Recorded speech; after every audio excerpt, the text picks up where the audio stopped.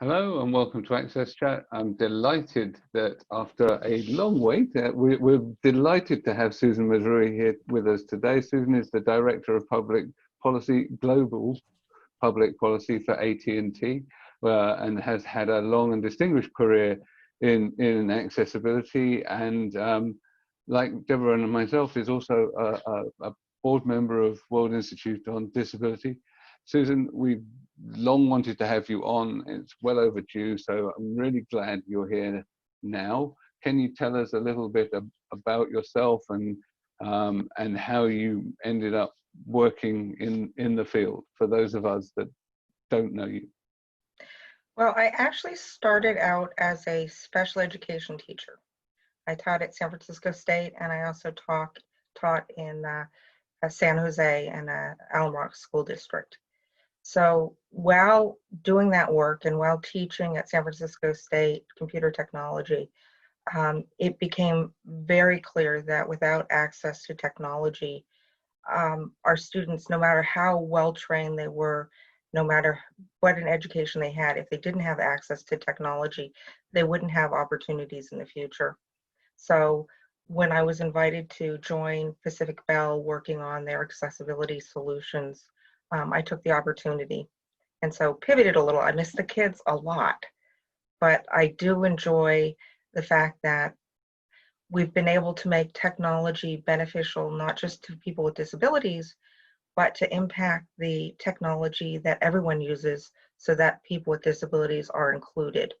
I think historically we were at a time, and this was in the 90s, early 90s, that it could have gone either way. We could have been, as people with disabilities, completely separate from society, isolated even more than we were from a physical society if the technology did not become accessible.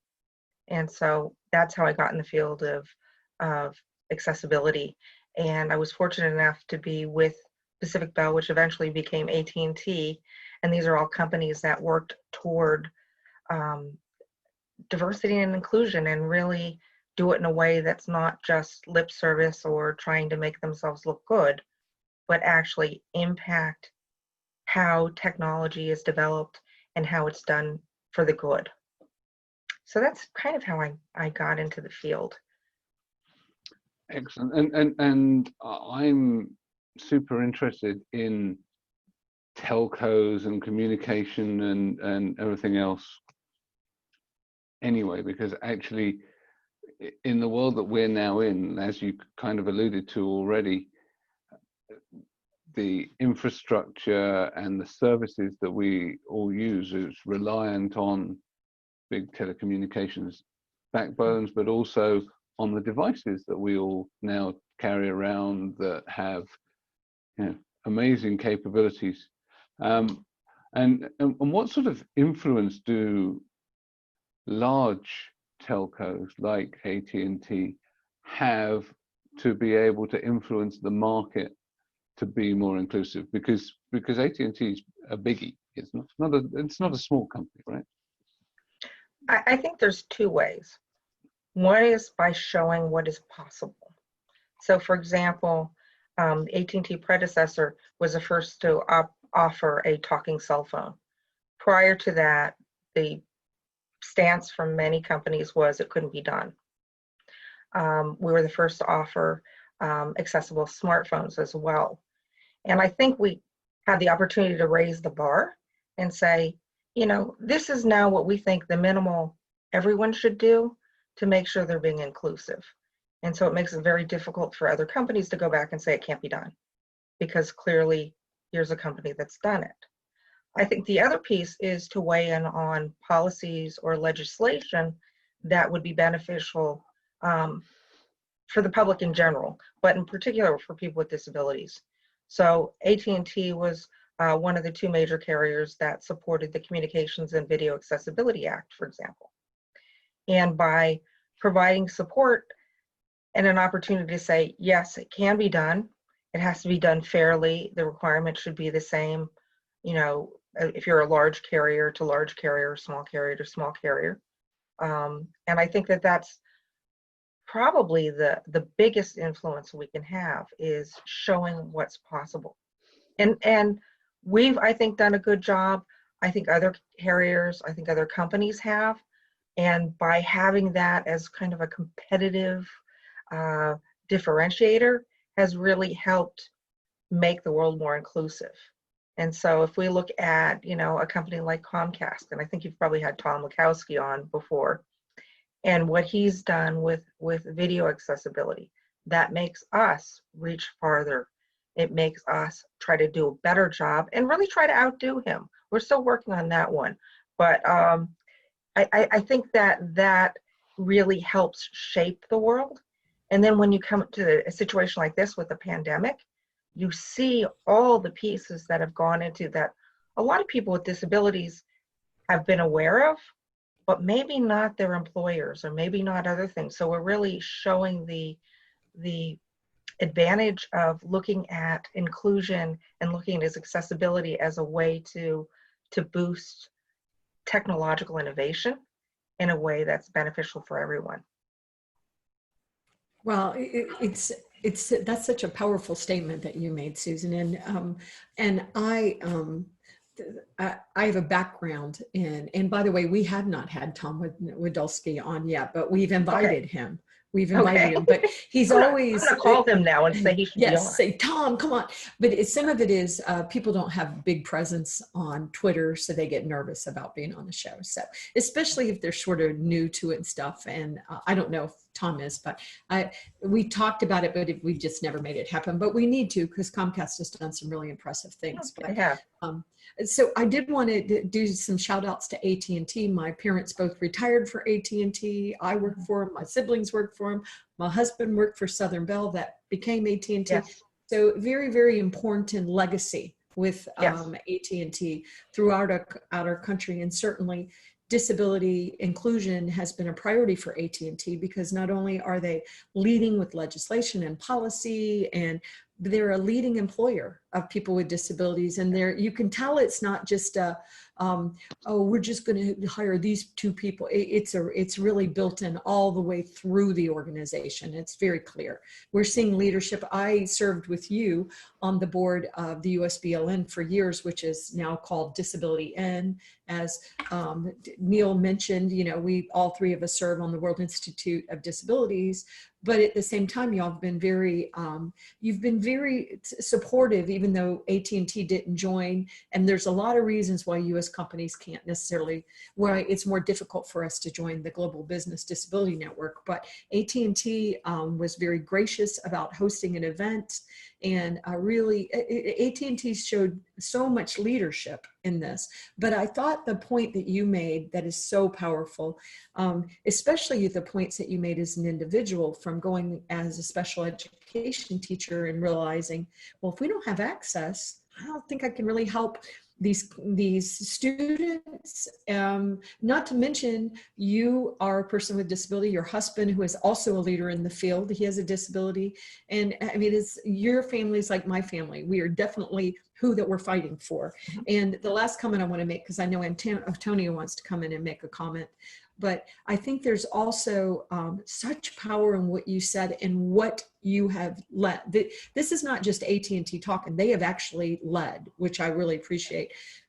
Coming together with other technology companies, certainly ICT, Internet Communications Technology, coming together for the good of the people. And digital inclusion, when we're talking about education for all and, you know, everything being accessible, if we don't have that communications part, that connectivity part, which we're fighting with right now in the world, the people are the ones that lose. So I didn't know if you wanted to, you know, talk a little bit more about that, but gosh, we are just so appreciative of your leadership and AT&T.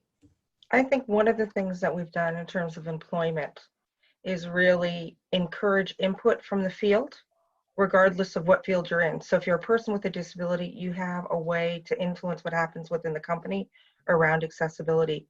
And one of the programs that we have that I'm most proud of being the architect for was Accessibility and Inclusion Initiative.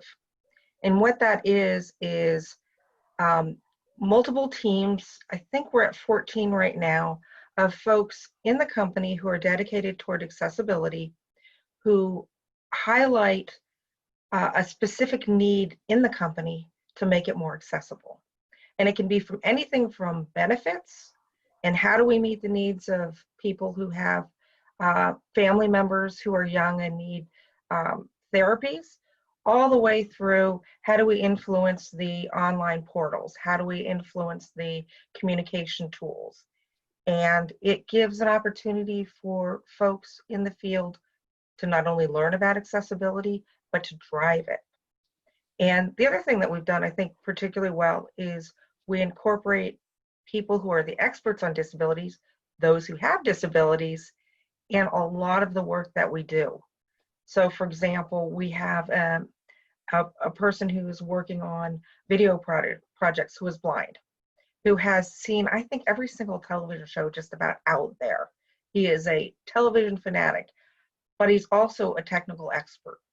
So he has the user perspective, he has the technical perspective. In this case, he also has a legal perspective, but these are folks who are dedicated to making a difference and have lived the experience. So I think that makes a big difference. We have a great employee group called Ability, which is comprised of both employees with disabilities and those who have family members. And so that group has done a tremendous number of efforts. In some cases, it's supporting the caregiver families. For example, we have a call that's regular for people who are supporting those with Alzheimer's. But we've also worked on ADA 30 and getting the message out of how disability rights are civil rights.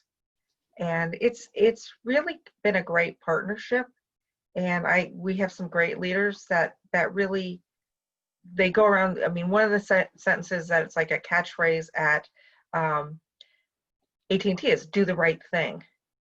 And so that's such a blessing because that's not always the case in every company. But there is really the sense that we want to treat each other well. We want to appreciate diversity. We want to make an inclusive environment. And it's because it's the right thing, not because it's going to necessarily get us great PR.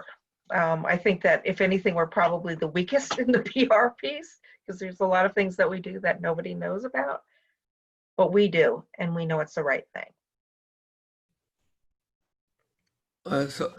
I'm particularly interested, Susan, in knowing, considering that AT&T has offices in different parts of the world, how you are scaling those policies to other countries and to other sectors within the organization.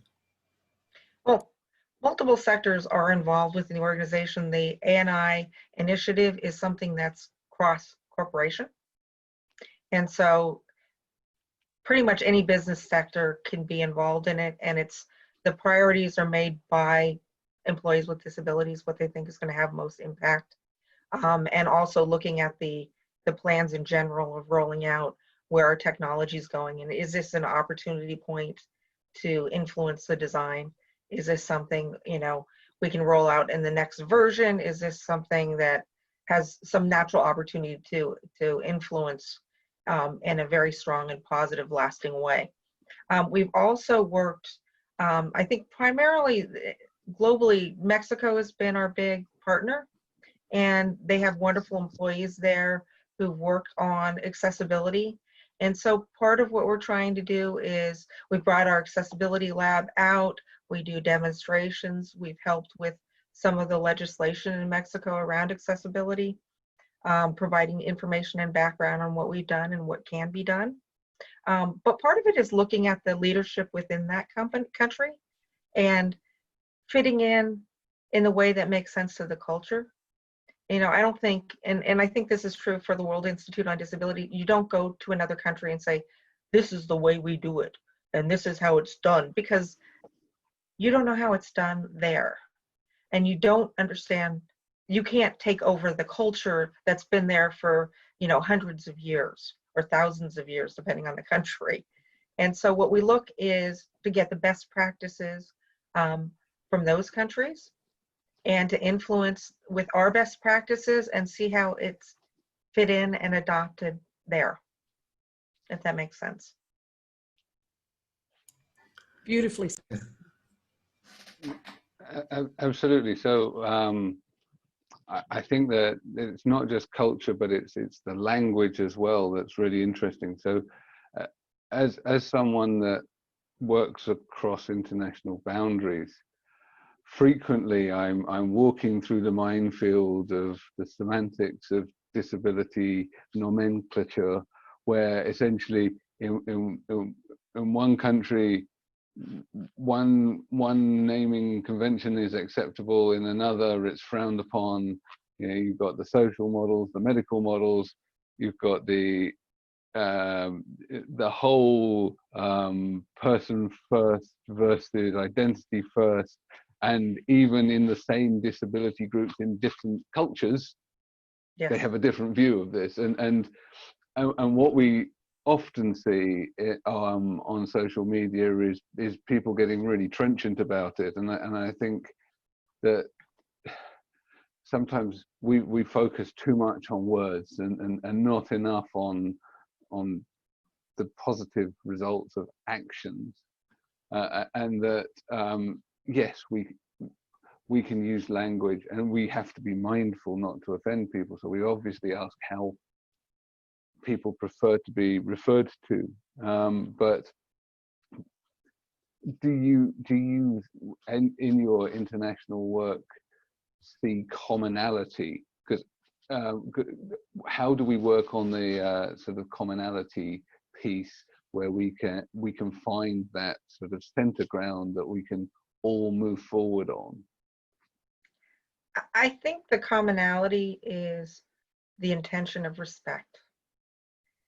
Yes. And if we act in a way that's respectful and apologetic if we get it wrong, because the intention is never to offend, and we do our best to learn, I think that that's a common thing that I think any culture you go to, if you act with respect, if you act with love, if you act with good intentions, that goes a very long way. I do think sometimes we can use language as a weapon. Yes. And to indeed. isolate us and them, and I think that's unfortunate. But I think for most people, if you go and you say, I'm trying to learn, I'm certainly not perfect, and I find as I get older, it's more difficult, but it's like the use of pronouns. Why not use the pronoun that the person wants to use? Because you respect them as a human being. And I think that with disability, whether you say disability, I personally, if somebody says, you have a visual impairment, if they're saying it in a way that says, I don't see so good, or I can't see, that's fine. Or if they say I'm blind, it's fine. But if they're doing it like impairment is like something wrong with you, it's a completely different feeling. So I think the emotions, I think the respect, I think that's pretty universal. And I think we do our best. And I struggle with that too, with, for years I'd say, people with disabilities. Now it's disabled people in some groups, but not in other groups. Sometimes it's disabled persons. And so it's you do your best. Yeah. And when you're doing translations, it becomes even more difficult. You have to make sure you have people who know what they're doing, who are doing translations, or you can be horribly offensive without even realizing it, because they can be great in translating many things, technology, but not necessarily the culture, and you have to make sure your translators are doing that. So I think the one thing that I do struggle with is where the people are using euphemisms for disability. Yeah. So we were on a call, and I won't say who, but essentially someone said, "Oh yeah, we refer to them as people of determination." I said, well, That's a lot of people. yeah, it's a lot of people. I'm determined that I'm going to have a very nice bottle of wine this evening. I'm determined that I'm going to do some exercise first to run off the calories that I'm about to consume in liquid form.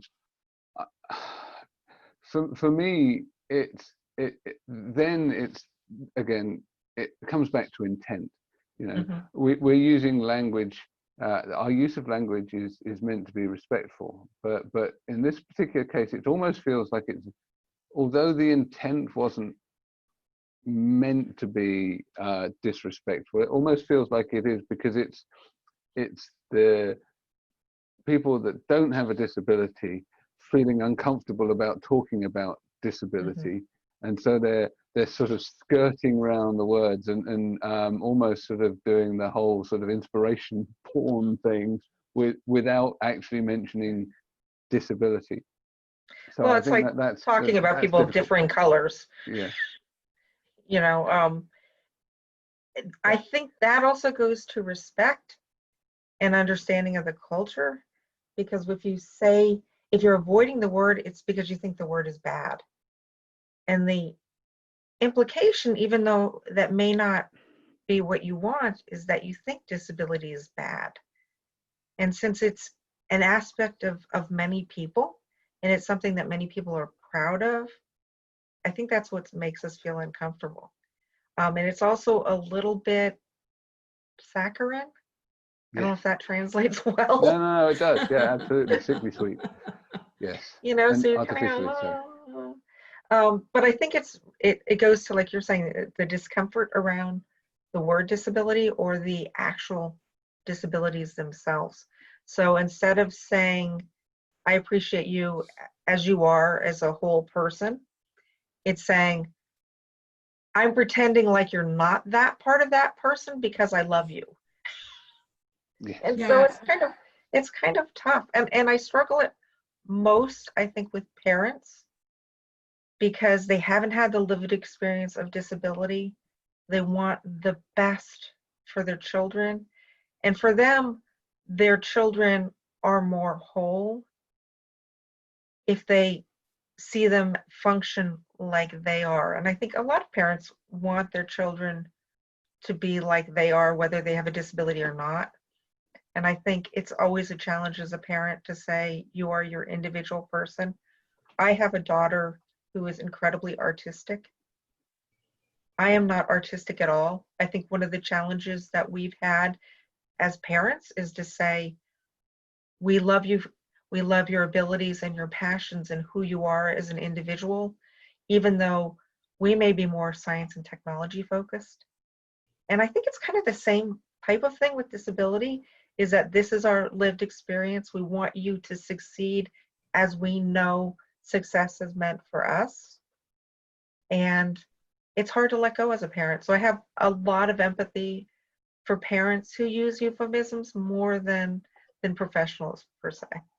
Yeah. Because I think professionals can learn that. I think parents, we're flawed. And maybe I'm saying that because I'm a flawed parent. I don't know. But it's hard. I mean, the intentions may be good. Yeah, because Right, because sometimes I'm a not all flawed parents, parent too. and so not all parents sometimes get the support that they need for their children. True. And I was just a few days ago, a friend of mine who has two autistic kids. He was in Lisbon with a fellow parents to complain to government services, where kids were only given half an hour of speech therapy per week, and he was complaining, and how can we expect to raise our children like this? How can we aim any level of type of independence if we are just not giving them what they need? So it's very difficult to be on that role, and I think it's. Yes. So I prefer to look at that is, let's see, what are the achievements that they're getting. I prefer to focus on the achievements and outcomes and sometimes I even ignore the words because of it. I prefer to focus on the achievements because it's quite difficult. You want the best for your kids. You don't have support, and you are just in the times that we face, we know that many schools that support those kids have closed down. Yes. Parents are working from home. They are at home and they feel hopeless. So it's a very difficult, and so we just need to have empathy for each other and try to find the best way possible. Yeah. Unfortunately, I think that often in education, students with disabilities are the ones that are ignored because they're maybe a smaller number. But I think, you know, any parent, well, almost any parent sees the positives in their kids and knows where their skills need to be developed. And that's sometimes at odds with school districts or local governments in terms of getting services. And parents get tired of fighting just like people with disabilities do. You know, sometimes you just kind of say, this is so obvious. You know, my child needs to learn to speak in a way that's understandable and reinforces their communication skills. How does any child learn half an hour once a week? I mean, that I had the same thing when I was teaching, where I would be at odds with the administration because they'd say a child needs Braille instruction once a week. A kindergartner, no child learns to read once a week. That makes no sense. And so we just have to make sure the standards we have are equal for all children. And then for children who need additional assistance or additional learning, whether it's remedial math or it's speech or language services, that they're available. It frustrates me sometimes when I hear the stories that I dropped out of high school. I did later go into college, but I dropped out of high school because I didn't have services. I was losing my vision.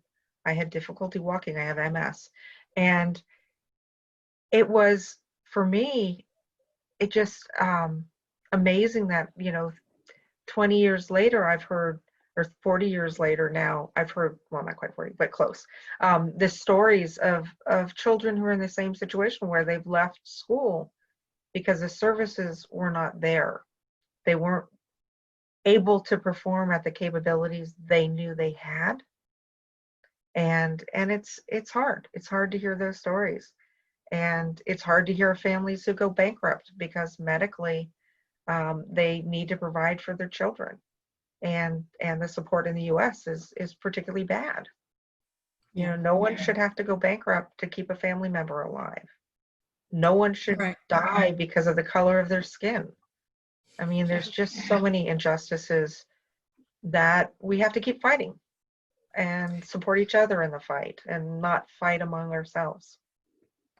And, you know, I know that my daughter having Down syndrome, she wouldn't be eligible in some states to have a ventilator if if she was up against, you know, somebody that doesn't have Down syndrome. And when she was a little girl, it was the same thing. I mean, she struggled to learn to speak. She still has communications issues. And she was put in 15 minutes of speech therapy once a week with other students.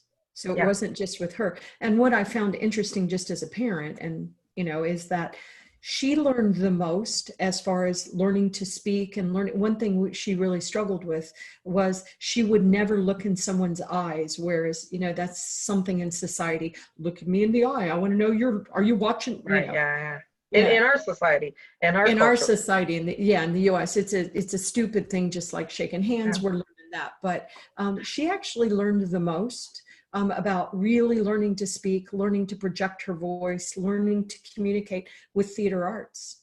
I was stunned how much she learned in theater arts in middle school. Her communication style just jumped massively because of that. And so I think the opportunity we have is taking, like your daughter, the artist and the technologist, you and your husband Jamal are technologists, and that's why we should have STEAM, science, technology, and mathematics in, because it really, that's what it's about, being human beings. And so I want to shift, if you don't mind, a little bit back to AT&T, because one thing that I have always wondered about AT&T, obviously I'm a big fan of AT&T just because you know, my parents were so loyal to AT&T. They would never, once they retired, they didn't use any other provider. My mom got so mad at me for using Verizon, but AT&T didn't have as good a coverage where I did. But she, I mean, literally, she got really mad at me. I got yelled at about that a lot.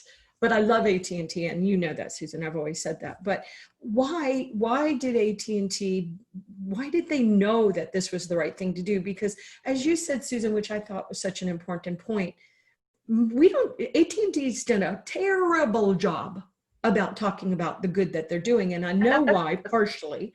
I know it's because, well, we're not doing it for PR and marketing, Deborah. We're doing it because it is, as you said, you're walking, I was taking notes, do the right thing is your motto and has been for a long time. But if you don't tell us what you're doing, we can't, embarrass your competitors because they're doing crap, and we know, but not all of them, but yes. Not all of them, but quite a few. Well, there's a lot of work to be done in the technology field still. Even though we're seeing some amazing results, I still think there's so much more they can do, and that's one reason why I think. And people have said to me, including some of your competitors, who do I think is doing the best in the States in this field? And I think it's AT&T.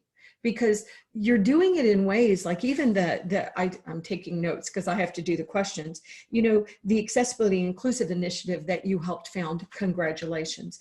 14 different teams from all over the organization. And I know that one of my most talented team members at Tech Access left me and went to AT&T. So you've got some real talented individuals with disabilities at AT&T. But I am curious, why did AT&T start this and understand how important this was going to be? Because they really did seem to be some of the early adopters.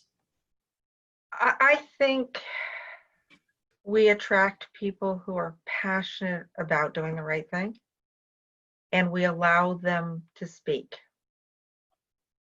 And I think that's a huge part. I mean, I think that's why, when we look at diversity, we really look at it. Are we where we want to be? No. No company is. But are we taking the right steps to do it? Yes. And I think that genuine commitment to doing the right thing, to diversity, to inclusion, means that you have to have a safe environment to raise issues, to say we're not perfect, to say that we think we should do this moving forward.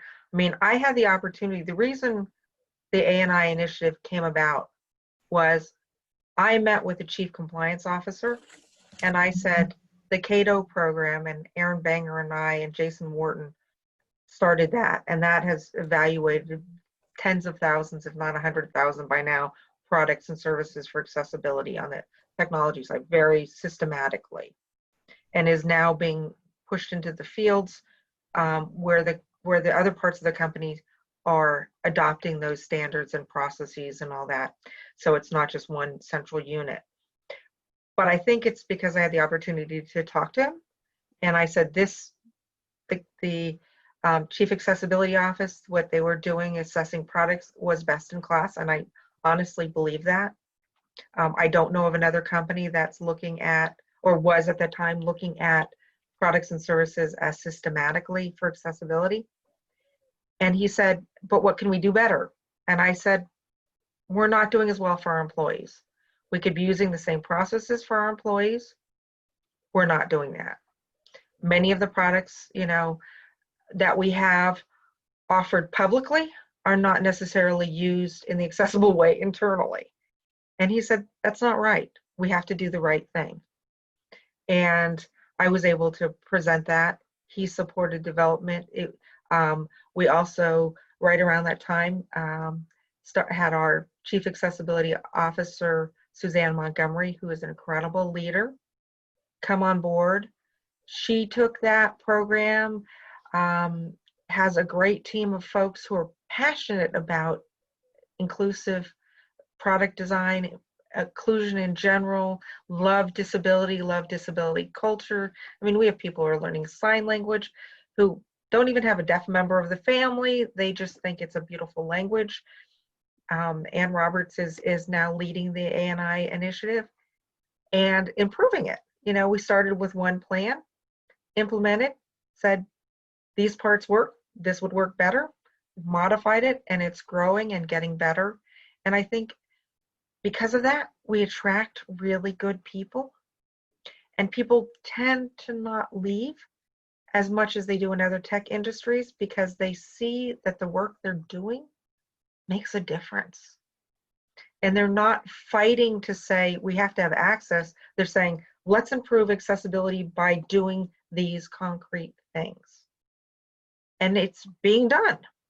It's never being done fast enough, because anybody in technology believes nothing is done fast enough.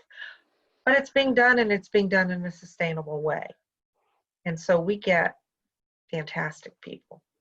And, you know, it's not uncommon at AT&T to say, I thought I had a lot of years. I have like 27 years now. But I'll go, I have 27 years. Oh, yeah, no, I have 35. It's like, what? Yeah. And that's unusual. And in the tech industry where you got young people, they're here 10, 15 years, and it would be longer, except they're so young. It's amazing that even though they're being offered more money, they're being offered more prestige, they're looking at them and saying, you know, you're not doing what AT&T is doing to change its products and services. You're not able to speak anything but budget. You know, that's not the world I want to live in. I want a world, I think most of the people that I work with in disability and in diversity and inclusion really want to make the world a better place. And they see AT&T as a starting point, and just as that. And you see all these people going out and volunteering. I mean, the volunteerism at AT&T is amazing. That people work more than a 40-hour week, and then they go out in the communities and they build playgrounds that are accessible, or they go out and look at child development, or they mentor kids who've been, you know, thrown away by the school system. It is amazing. And it just makes me so proud of my peers. I mean, I feel like I'm just like this common everyday person in my company, because everybody is working the way I'm doing, or most people, you know, and it's nice to have colleagues who you can say, you know, this is the right thing to do. How do we make it happen? And they say, well, let's try this, instead of, no, I don't have time, or we don't have budget. It's, how can we do it? Where there's a will, there's a way. Yes. Yes. And, you know, it takes time, and it's always easier to come up with a solution than to implement, because there's always pieces of technology you're not aware of, or legislation, or, you know, there's some things that we can't do because we're highly regulated. So, for example, if we get information about a disability for a wireline company, and the customer is also a person with a disability in the wireless company, we can't share that information. And so sometimes we have to go to customers and say, yes, I know that makes no sense, but unfortunately, that's the way the law works. And we have to have you fill out the form twice. There's no accounting for the law. So thank you, Susan. We've reached the end of our time. I was going to ask you some more questions, but you came up with some excellent stuff, so I didn't want to stop you. Need to thank our supporters, Barclays Access, Microlink, and MyClearText, for keeping us on air. We're approaching our 6th-year anniversary, and for keeping us accessible. I'm really looking forward to the Twitter chat next week, so can't wait for you to join us. Thank you once again. Thank you. Thank you, Susan.